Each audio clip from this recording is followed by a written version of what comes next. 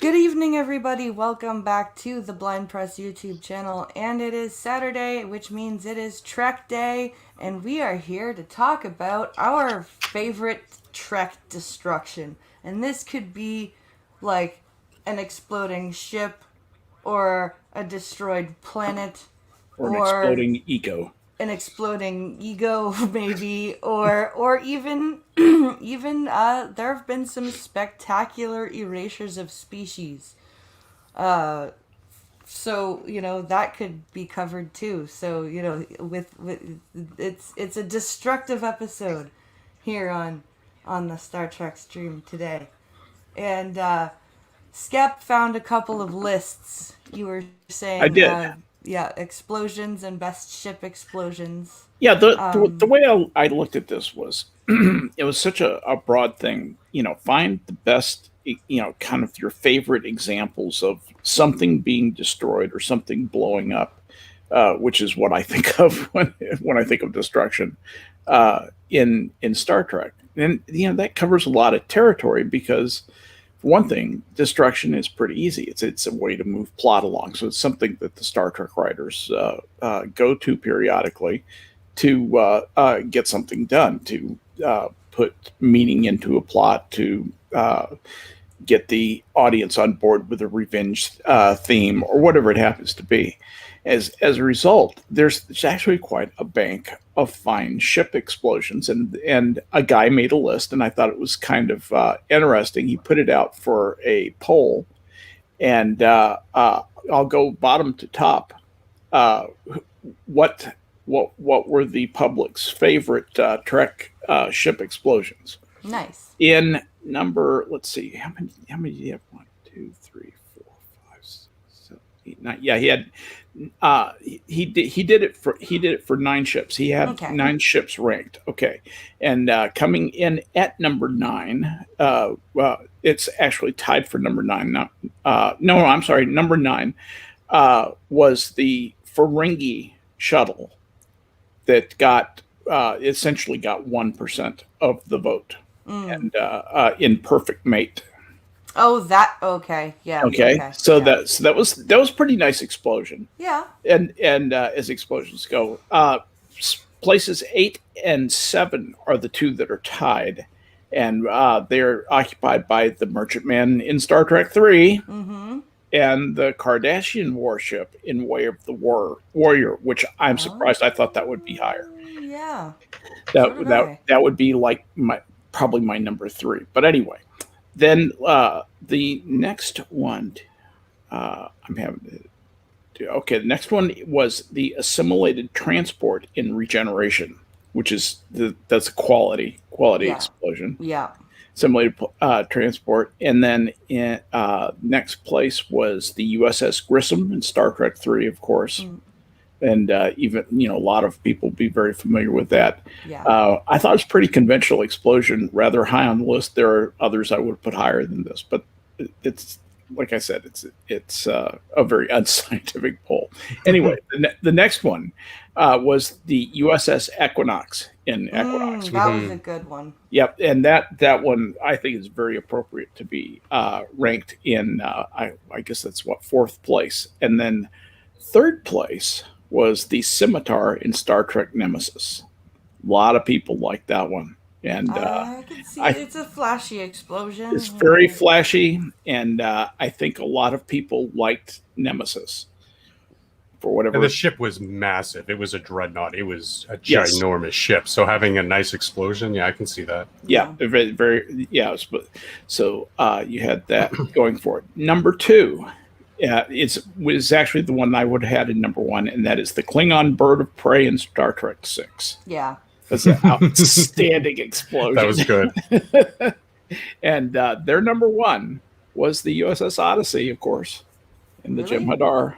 Yeah, It's pretty iconic to just coming off of TNG, seeing a Galaxy class starship just getting That's true. nuked. toned. Yeah, absolutely. So anyway, that in a nutshell is just what one guy put out into the world is a push pull. It means absolutely nothing, but I think it's interesting. Because the kind of people who respond to that are creatures like us, creatures who love Star Trek. So, because anyway, off the top of my head, I'm thinking of things like, the just obliteration of that planet of Borg from species 8472, or when the Borg ship like crashes into the 8472 ship to protect Voyager. Yeah. Though that was pretty freaking fantastic destruction. When you when Janeway crashes Voyager into Year of the Hell. time ship. Year of Hell. Yeah. Year of Hell. Is that what you're thinking of? Yeah. Yeah. This is the kamikaze thing. And then not to mention all the species that were born and destroyed over and over again in that episode. Pretty sweet destruction. Oh man. That Year of Hell was kind of like Prime Voyager. Oh yeah. Yes. Yeah, peak Voyager. Very good. Voyager for sure. Like once that came along, you're just kind of like, okay, you can do anything. This is good. You guys can do anything. Yep. And I really liked we all basically feel uncomfortable with the last season, but the Borg destruction, the level of destruction of the Borg that Voyager and the alternate Janeway inflict on them is immense. Oh yeah. From just singular ships to the transwarp conduits, like huge swaths of the transwarp conduits just going up in plumes of plasma. And for Janeway, I don't know how it looks, obviously, but the sound effects you get when alternate Janeway is assimilated with that virus, and everything just starts like shocking and arcing and just so much destruction on different levels. Oh yeah. Actually, you just brought up an interesting thing. Something to remind me. Have you ever noticed that when you come under attack on a starship, the worst place to be is in front of a control panel? Yep. They blow up. They short out and blow up. Yeah, they even kill you periodically. Anyway, I just thought that was interesting. What's that scene in that flashback episode where we go to the Excelsior with Tuvok and his one crewmate, Voltaine? He's like, get away from the console. There's an energy discharge building up, and what happens? He dies. Right. Yes, that's right. And with how many resets there's happened in TNG, I think almost everyone on the crew has died at least once from an exploding console. Maybe not Picard, but Geordi has countless times. Yep. Riker did once, I believe. Oh God, who was that helmsman? Minor character. What's her name? The female blonde hair. Jeez, can't think of her name. I can't. But either. Those consoles are just deadly. They are. Just dead. And you'd think they'd have some really in the 24th century. You'd think they'd have some really good surge protectors. Right. Some grounding, at least. Some insulation. It's kind of like using your computer and dying to your keyboard. Yeah. Yeah. What? There's no power there. It's just a keyboard. That's true. I've got LED lights in mine. Yeah, you got 3 volts. Exactly. There's also some really good mention destruction, but it's not on-screen destruction. Something that comes to mind is Cisco's war crime of using the torpedoes to basically poison the planet for humans. Oh yeah. Yeah, careers and lives. If you get into that, you could talk about this subject forever. Cisco just torching the planet for Yeah. Yeah, because BP, I was mentioning stuff that's like mentioned, but we don't like see it on screen. Spock on trial for his life, you know. Yeah. All the stuff. That explosion with the Odyssey I never bought that. That's another reason why I always shake my head at DS9. The Odyssey explosion doesn't make sense to me.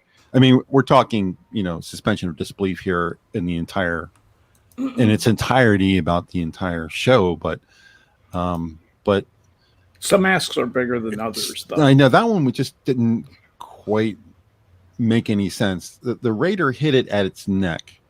What is in the neck of the Enterprise that is explosive?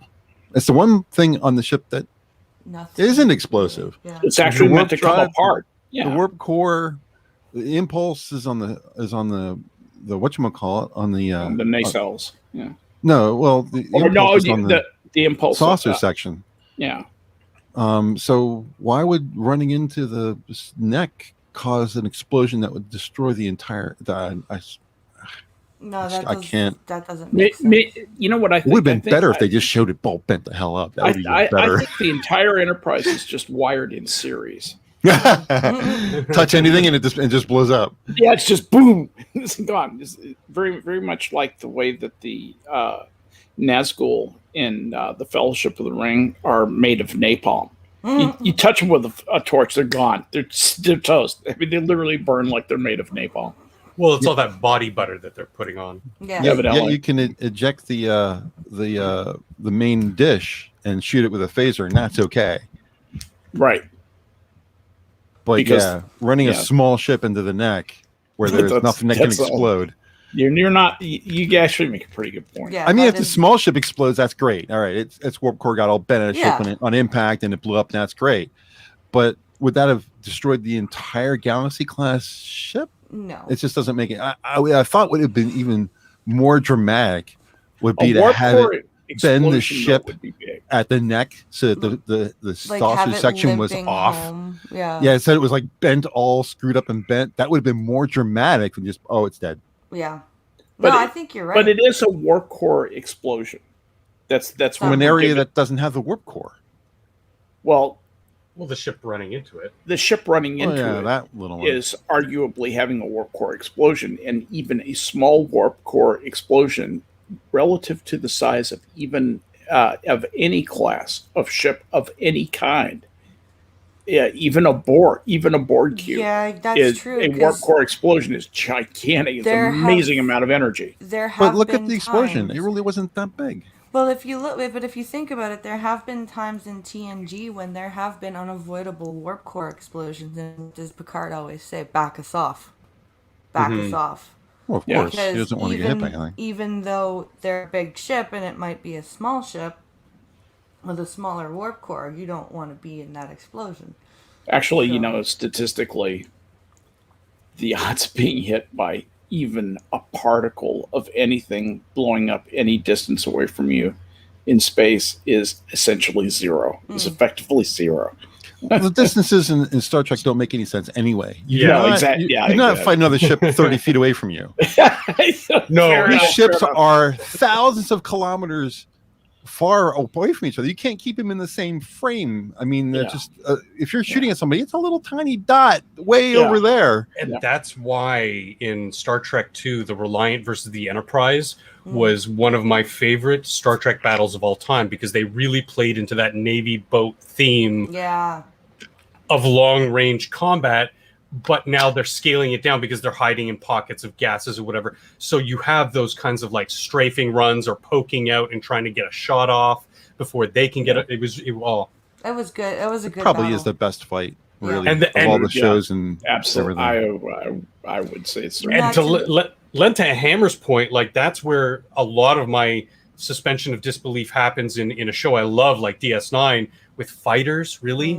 Fighters have no place in space combat, really. Not with huge capital ships bombarding the hell out of each other, and it always just didn't click well with me. No. They made for good explosions, because lots of targets you could light up on the screen and boom, boom, boom, boom. What about the in the episode of Voyager called Timeless, when Voyager ends up coming out of Slipstream and burying in meters of ice on the planet. Tough in the little ship. Beta Quadrant.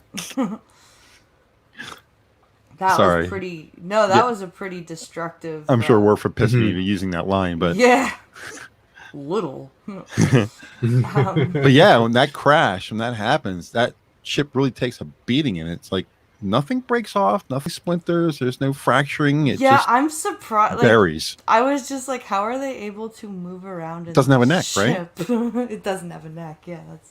Okay, I just rewatched the Scene Hammer. There's no warp core explosion from the Jem'Hadar ship. It That runs makes it into the even neck, worse. but its nacelle goes flying off and hits the Odyssey's nacelle, and that triggers what I would assume is a cascade of baboom. Maybe Hitting the nacelle will cause a serious event. I mean, cause and effect shows But you. still not just Hitting the nacelle will destroy the ship.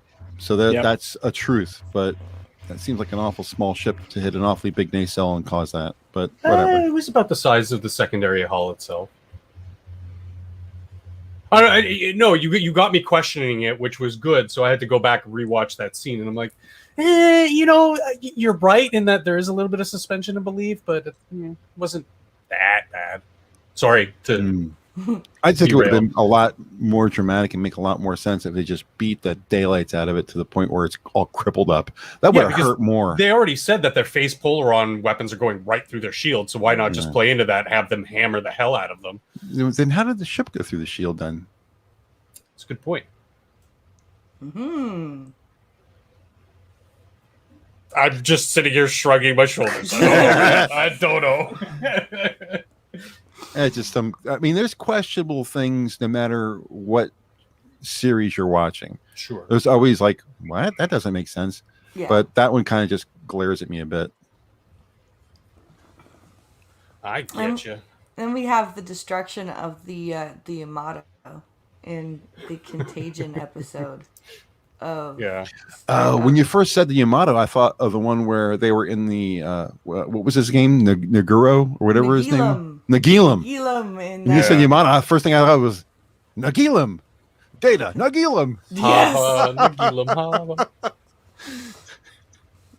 Data. Sorry. Nagilum. Good. Talk about the Yamato. That was a good. That was a good episode. Though, and Contagion was a great episode too. It was, and because that was another like really catastrophic explosion because and the way that they played it up was not only was it a big explosion on the screen, but it was the Enterprise's sister ship that like the captains knew each other and they were trying to help get them out of trouble, and so it was not only just a big flashy destruction, but it was also kind of it hit home for the crew of the Enterprise as well. It was like, oh, if we don't do something, we're going to be them because they got it earlier. It's Yeah. just a matter of time. It's cool they brought back a ship that they previously used. yeah, Like keeping that sort of continuity because it was much more serialized of a show. Still having those little nuggets of continuity here and there really made me happy with Trek. yes. I think I was just happy because the previous episode was a Wesley episode, and then this episode happened, and it was, oh, thank God. Thank God for Netflix and just being able to skip those episodes, huh? Yep, exactly. And then there's one piece of destruction that I wanted to bring up that's not exactly an explosion, and we actually never get to actually see the event. Mm-hmm. It's the episode called Survivors in the third season of TNG with the old man who he's what's called a Dowd, right? And he takes human form, and he ends up because of what they did to Rana 4, he ends up genociding the Husnak. He just everywhere, he says, all the Husnak everywhere. And we don't actually ever see the destruction, but the fact that he was able to just reach out with his mind, basically, and just wipe an entire species from existence. Guy's got the power of the Q almost. Mm-hmm. That female, the woman in that, his wife, very, very famous actress. I don't know her name, but her she's voice been always around. sounded familiar to me, and I could never place it. Very, very famous. I've seen her many times, but I can't remember what her name is. Journeyman actor. Who are you talking about? The woman in wife. Survivors. Her Kevin name was and Rayshawn Uxbridge. Yeah. Nice house. Good tea. Good nice tea. house. We're thinking the same thing. Do you remember who she is, Skip? No, I don't. You looking her up? No, I'm not. I think am. Functional is. Yeah, Functional. So. Functional's all right. Functional's on it. Yeah. But she's she's been around forever. She's like just been like an actress for like all her life, like 60 years. She's been around forever. But I recognize her voice and her face immediately when I first saw her. I know that lady. Yeah, even as a kid, I knew. How do you even spell it? Oh, okay. You don't understand the breadth of my cry. Yeah. I got really who's knocking. All who's knocking. Everywhere. That was a good actor too. That was good, yeah. You kind of remember that guy, you know. Anne Heaney. Oh. Is she on? Are you on IMDb? No. Oh. She also played the Els Renora, the adjudicator. Oh, she was in She was Mrs. in Golden Doubtfire. Girls. She was in Mrs. Doubtfire, right? Oh yeah. She co-starred in the 1987 TV movie Roses Are for the Rich, which also starred Kate Mulgrew and Robert Picardo. Jesus! Wow. All in the family. I bet you when they were casting, there was some, hey, you know who you should get? I bet you there was a lot of that there. she Networking. Dax, that was the other episode that she was in. Okay, yeah. She was Bajoran or something? She was in Liar Liar with Bill, or with Jim Carrey. Yeah, she played his secretary. Yeah. She's been in so many things. And that's one thing about Trek. Like, there are so many of these types of actors. They're not like A-list actors, but they are in Star Trek usually on more than one occasion. Yeah. Usually playing some form of like base humanoid and then some kind of alien. Yeah. The term I usually hear is journeyman actor. Yeah. They move from journeyman gig to gig to gig to gig. They're like they constantly working, but they're never an A-list. Yeah. And good actors too. Oh, she was also were. in an episode of Quantum Leap. Really? Yeah, she's been around forever. Wow. Yeah. Did you see Liar Liar? Yeah. Liar Liar was a great movie. Yeah, she was. My friend had a burglar fall through his ceiling and cut himself in the thing, and she sued, and he won. I would have gotten more or whatever. That was a great line from her. You know, you look at the list of films she was in. It's amazing. She was in the one. She's still alive. No, she died in 2001. The Night the Lights Went Out in Georgia, Some Kind of Hero, Francis, Cheers, The Osterman Weekend, Impulse. Cheers? Yeah, Wow. yeah. The Bad Seed, Lime Street, Malice in Wonderland, some cult classics.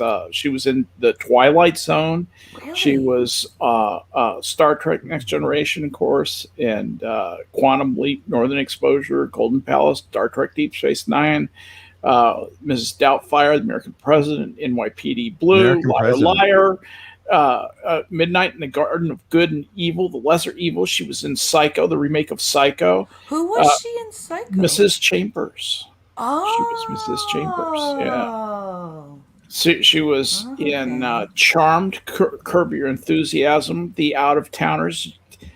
What movie? The list of movies she hasn't been in would seem to be shorter. Yeah. God, that's a lot of work, man. That's like, she died when she was 67. She was a child. Mm-hmm.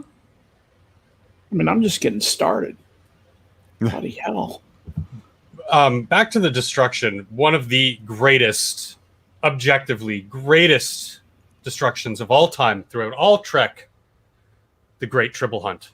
Yes. Where the mighty Klingon Empire all but drove them to extinction. We need a movie. We need an animated series. Something. It's just so funny how they're looking at the tribbles, and Worf is talking about how like horrendous they were to the Klingons, and Cisco's all but laughing because of how they're so. It was Odo. Oh, that's right. It was Odo. They're all just. Odo's all but just laughing. You know, these little things. You know, like just. And his face, even through the makeup, Renee's face, just like petting the thing. I was like, every time I see that, I can't stop laughing. They make their way into I think they've made their way into no, they haven't made their way into Enterprise or Voyager. They weren't in Voyager. There were no Tribbles. I think Tribbles were only in DS9 and TOS. Okay. Which is, I think, kind of a good thing. Honestly. Yeah, it's kind of like just a cutesy joke. Yeah. But yes, the great genocide of the Tribbles by the Klingons. Oh my goodness. And like just there is so much different kinds of like if you look at they weren't obliterated by any means, but the type of destruction wrought on a race like the Vidians, for example. Mm-hmm. Like Star Trek has just come up with so many different ways to introduce destruction to people, and sometimes it works. Like sometimes the destruction is total, and sometimes they come back from it. You know, it may be a humanoid, or the humans that are coming back from it could be, you know the Vidians, working with people. Like, but sometimes the destruction is total, like with the Husnak, or certain ships being completely obliterated with all their crew aboard. And then there are some destructions where they introduce it in order to make the plot, like, to make you work out of it. You know what I mean? Like, like if you think about it, Voyager's journey to the Delta Quadrant in a way was kind of destructive. It tore apart the lives of the Voyager crew, for sure, and the Maquis crew. They were away from everybody they knew at home, and they had to work together to basically overcome almost an impossible, feat. Mm-hmm. Because if you think about it, if they didn't take any shortcuts, and they had to battle how many species that they didn't know, if 70 to 80 years, let's say they didn't get any shortcuts, they all of them either would have been old or dead by the time they got back. And that would have been a generational ship. Yeah. If they survive that long, because like you said, it takes that kind of thing, that kind of trauma takes its toll on people. I mean, thankfully, yes, the crew, they came together, they bounced back, but you still had holes in the chain. Seska, complete self-destruction. There was the Lower Deck style episode where Janeway takes out the three cadets, lower ranking, the three crewmen, who all, you had to. And I think it's good to just sort of boil it down, because we don't need to be subjected to constant mental breakdowns by, but to sort of showcase it in one episode is really good, to show you how different things can be affecting different people, that we don't, again, to show it constantly would kind of make your viewership really depressed. Like, it would, yeah. Be it Battlestar Galactica was really depressing of a show. And that's not Trek's flavor. Yeah. Even though they're, out in the Delta Quadrant, 80 years from home. Which in itself is a very depressing thought. Could be. I have a question. What is your favorite Borg cube explosion? Oh, that's hard. Where they blew through them away right off the bat. Yep. probably be my favorite. Yep. Honestly, for me, just because of the feeling of, yes, we got them, plus we got Picard back, is the self-destruction of the Borg cube when they put them all to sleep. The 359, yeah. Yeah.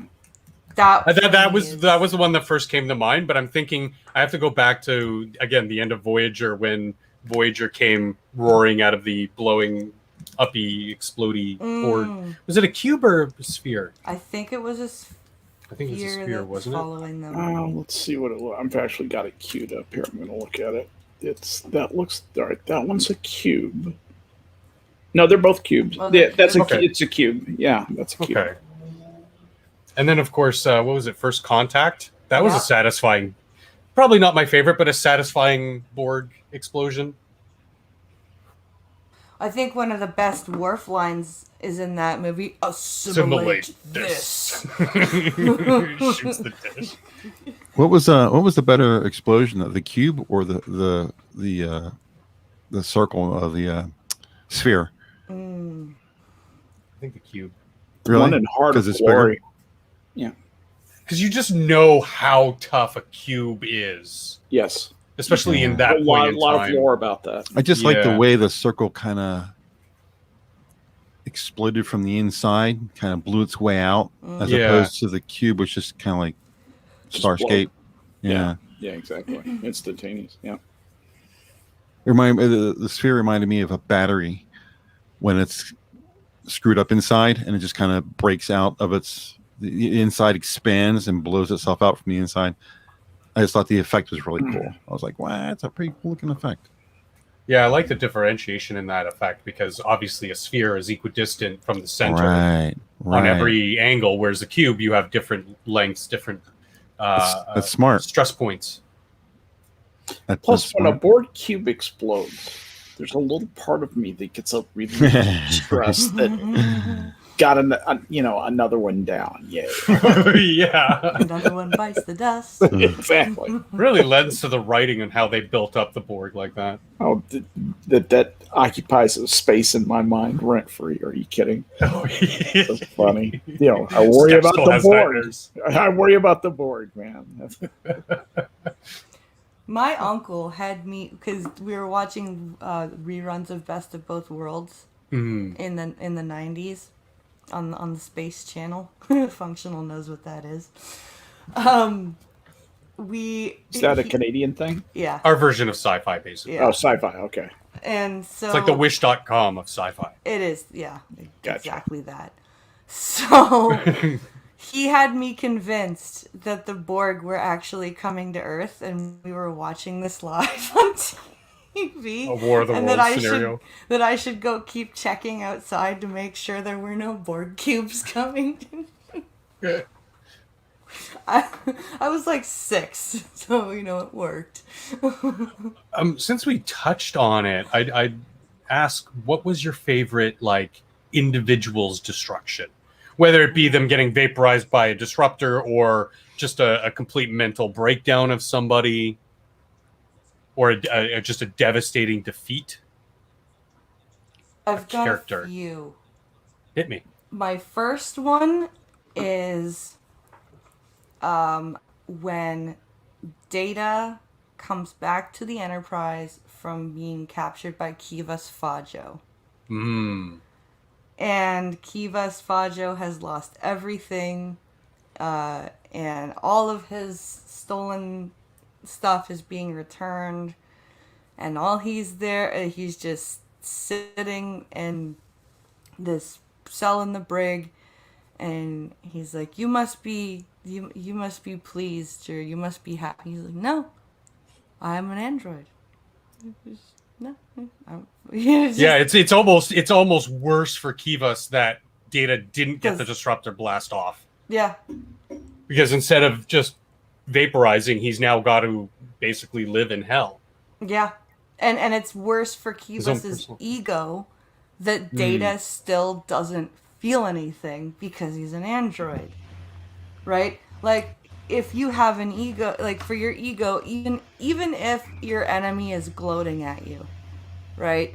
It's still kind of a bomb to your ego because at least, you know, it's still a human connection. Like Data's like, no, I don't care either way because I'm an android and I don't have emotion.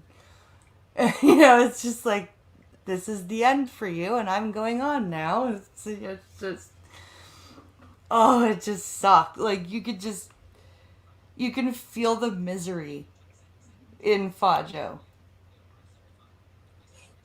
Something weird about that episode too. That the person who played Fajo wasn't supposed to be the actor that they originally hired. That guy was just some kind of last minute replacement.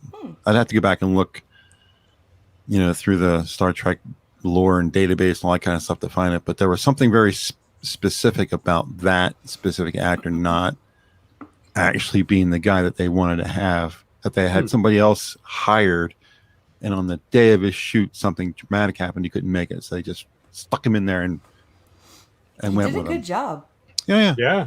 I don't remember what the whole story was. I guess I can. Let me take 5 minutes. Go ahead and I'll get here in the background and try to figure out what the hell the story was. You know what my favorite death, if we're in death of a character, probably the most emotional one that I can think of was the death of Spock. Oh, here it is. David Rappaport was to have played Kivas Fajo, but attempted suicide a few days before filming. Oh shit! Oh, so few days into filming. Oh wow! And he's replaced by the guy who ended up playing him. That guy's name is Saul Rubinek, which is a name I remember. It's another one of those journeyman actors who you've seen in a couple bazillion things. Yeah, he was pretty good. You definitely hated him, not the actor, but the character. You were definitely he attempted suicide a few days into filming, and then it says the scenes were refilmed. And then it says Rappaport committed suicide 2 months later. Dang. Wow. That's some real life destruction there. Yeah. But what was the actor's name? Rappaport? What was his first name? David. David Rappaport. That sounds weird. Right, any relation to Michael Rappaport? Yeah, maybe that's where it. English actor. Yeah, the needs with... of the many outweigh the needs of the few. Combined with those two actors. He was an English actor with achondrophagia. I have no idea what achondrophagia is. Achondroplasia. Plasia, thing. That's like a little people disease. That's like when your hands are too big and your spine is too small. It's a kind of dwarfism, I think. I believe. Yeah, that's what Girl in Pirate Pete said. Okay. The original had filmed the entire whole episode, but committed suicide before it aired. He was a little person. No.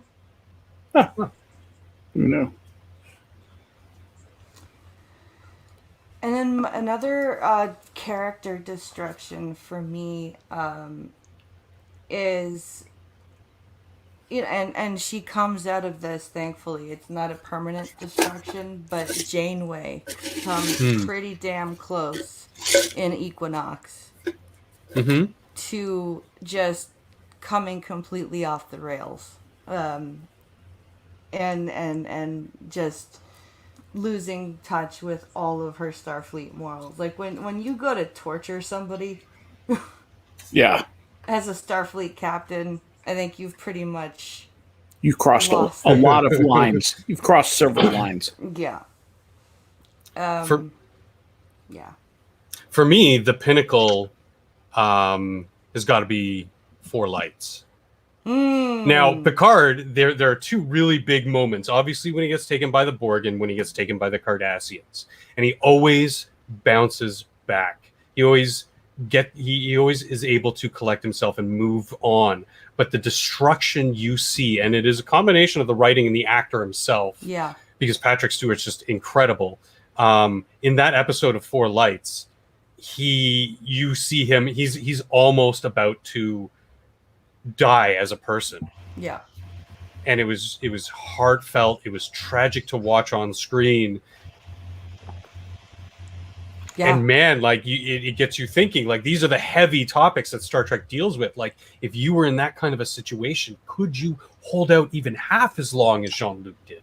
Yeah, absolutely. And like those that really does get you thinking, and along those similar lines, I find I wouldn't necessarily, I don't know if I would call it full on destruction, but the way that Cisco's character changes in the Pale Moonlight is a very, it's almost like the writers are like playing with Destruction and seeing how close they can take him without actually sending him over the edge. Yeah, yeah. And again, at the end, sort of just, excuse me, moving on from that destruction. Grillin' Pirate Pete has a great one for Destruction. Yes. The Drumhead Trail, Admiral Satie. Her downfall is awesome. It's, oh man, good one, Pete.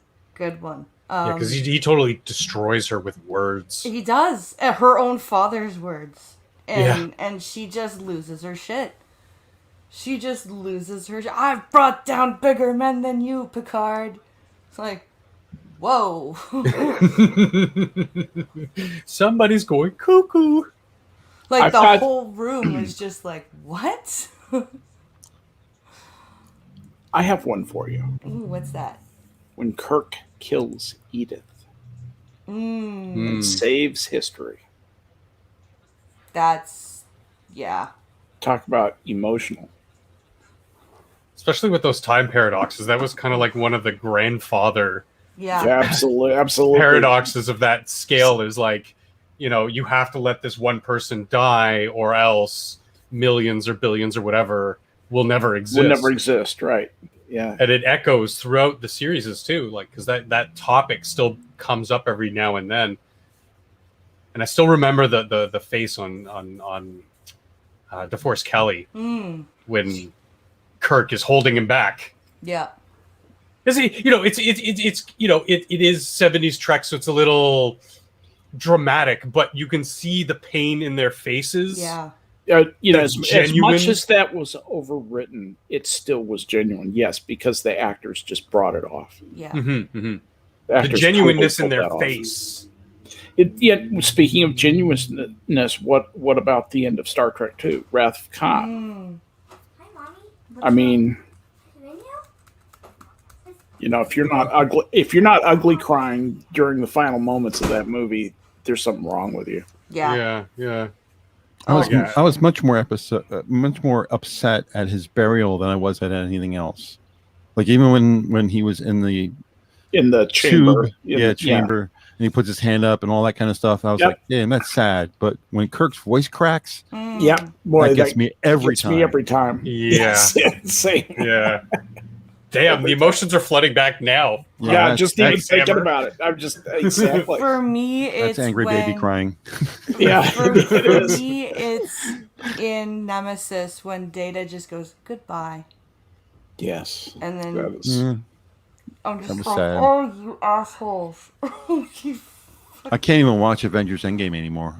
I just every time it's gotten worse and worse and worse. Now I can't even watch it anymore. Everybody understands you. Everybody understands that. Anyway, sorry to get off topic. What was the... Now I'm just angry because how dare they kill off Data like that? Right? God damn it.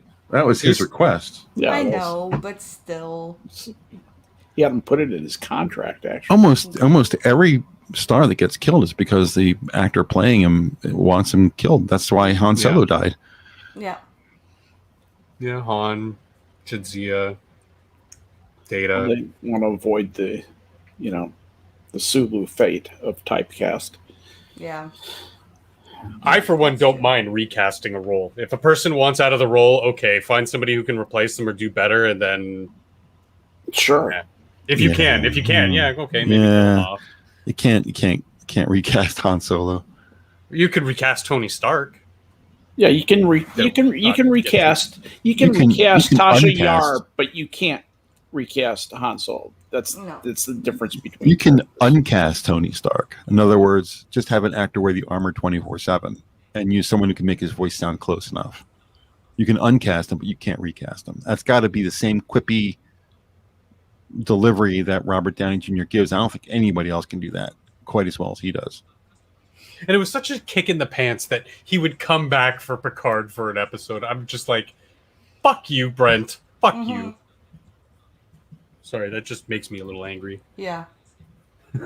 Well, John Delancey's back for Picard this And couple Guinan. season. And Guinan. Do you know there's actually a voice tutorial on how to talk like Robert Downey Jr. on YouTube? I shit you not. It's 9 minutes long, and I am totally going to watch it. Oh, no.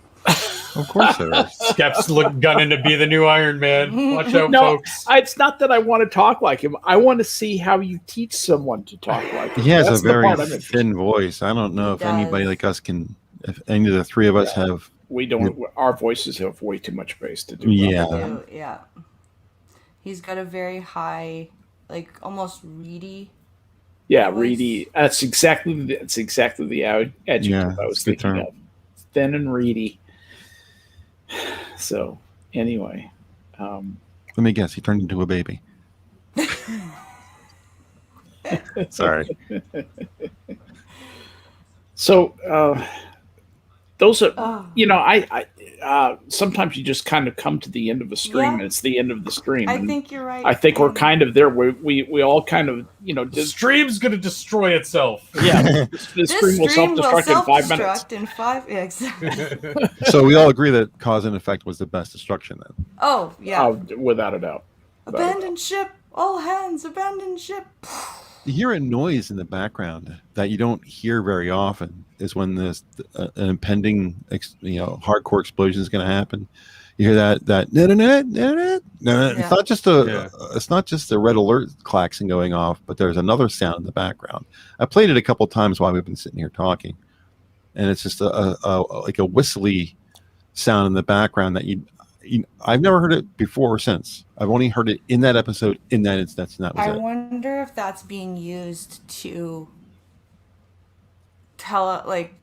indicate how imminent it is, or Yeah, if you hear this, you're fucked. yeah, Right? Yeah, exactly. Make your peace quickly. yeah. And I think it's the only episode where you see Picard a little shattered too, because he knows it's blowing up, and he's all hands, abandon ship. Oh, and you can hear it in his voice. He's scared. Panicked. Yeah. Yeah. You don't. The guy's stone faced until that one point in that one episode. Only time you ever hear Picard scared. Yeah, it's true. It really is true, because even when he's in front of the Borg, he's like, "I will resist you with the." Yep. Just stone face standing up to them, and then in cause and effect, he's just like, "Get the fuck off the ship!" Right? Yeah, there's that sense of not only fear but panic. Yeah. Yeah. Like, oh Yeah. shit, it's even too late. But Can I vote for number 2 explosion that we didn't cover? Oh. The explosion of the slaver weapon in Star Trek the animated series, That's a good one. can't say because it's bigger than a nuclear explosion. It wipes out half the planet. It's a pretty good size explosion. The total conversion beam. Remember that? Yeah. They fire it, and you just hear a rumble in the distance. Yeah. And you just see this big cloud come up. Yep. That was. Imagine if they didn't shoot that very far in the distance. Just shoot that rock over there. Uh-oh. We'll all been totally converted. Oh my goodness. We never bring up the animated series. I just thought it was a good explosion. The animated series was so good. I really liked the animated I even liked the series. music. It was a lot like the original series, but it wasn't the original series music. Yeah. But you can almost wait a minute, is that the original series music? No. But it's close. So we very rarely talk about it. So, Hammer, I have to ask, the noise you're talking about, is it the pew pew or the... I think it's the pew pew sound. Let me go back and play it again. Okay, because both, I'll give you an answer right now, both are because of warp core breach. Hmm. Oh, okay. I don't remember Special that. klaxon for the the actual warp core exploding, and then as it's spinning and about to explode, it's just obviously there's no sound in space, but it's for dramatic effect. Like that's the build up before the final release of an explosion. Yeah. I'm assuming. I mean, what do I know? I'm just some idiot with a microphone on the end. Star Trek Next Generation. That's all any of us are. Cause and effect. All right, so I have the episode up, and it happens right off the bat. It starts right in with the explosion. Yep. What I can do is I can queue up just that point and play it. Oh, okay. Yeah, I had a 40-second clip that I just posted inside chat. But if you have something shorter that's more direct, don't want I have it BP getting hit with anything nasty. I have it queued up and paused where Riker says, what is he saying here? Oh. Blind Press has some acquaintances who would love to hit her with a copyright strike. Just be this is only going to be like 4 seconds. Okay. Just so you can hear pew pew pew pew pew pew. That's it. Okay. But I'm just trying to have an overabundance of caution. Share screen. This screen. Share. I don't know if this is going to have sound or not, though. Is there a way to tell if you have? Is it in a Chrome tab? If it's not in a Chrome tab, there will be no sound. Okay. Did you get a thing that asked you if you wanted to share audio? No. Yeah. Okay. If you didn't get that, then you won't be able to. We won't be able to hear anything. I had it up in VLC. That's why. Well, there's an option here to share video. When I say share screen, it says, do you want to share a video file or stop or screen? Oh. Can I share the video file? Clip? You might be able to. Just try the video file. See what you can do. All right. Well, it came up with a. Have you got it in file format, or do you? Yeah, it's a file format. A link. No, I have that. Okay, if you got the file, do that. Next Generation. Cause and effect. There it is. Let me see if I have. The video uses a unique codec H.265 that your browser doesn't support. That's the problem. Follow these steps to convert. What are you using? Brave or something? Using Brave? I'm using Chrome. But I can understand that H.265 is new stuff, so I can understand it. And I don't have the H.265 codec on my machine because it's goofy, so I purposely didn't install it.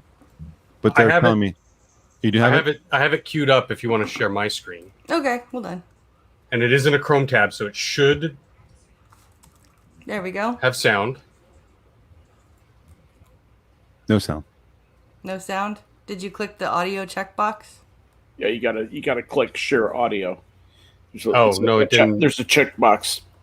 It didn't right when you first click share. So run back through share, and when you first click share, look on the screen. Oh, right there. There you go. Oh, damn it! I accidentally closed it. I'm bad at this. Do you think we'd be better at how to internet? I have to ask my grandchildren. I'm so used to doing OBS when I do my broadcast streams, and it can do Just VLC do it like all. no problem. Yeah, so I didn't even think about it. Okay, so hopefully this will have sound. Because I clicked sound this time, and I see a little icon for sound. There we go. Boom. Okay.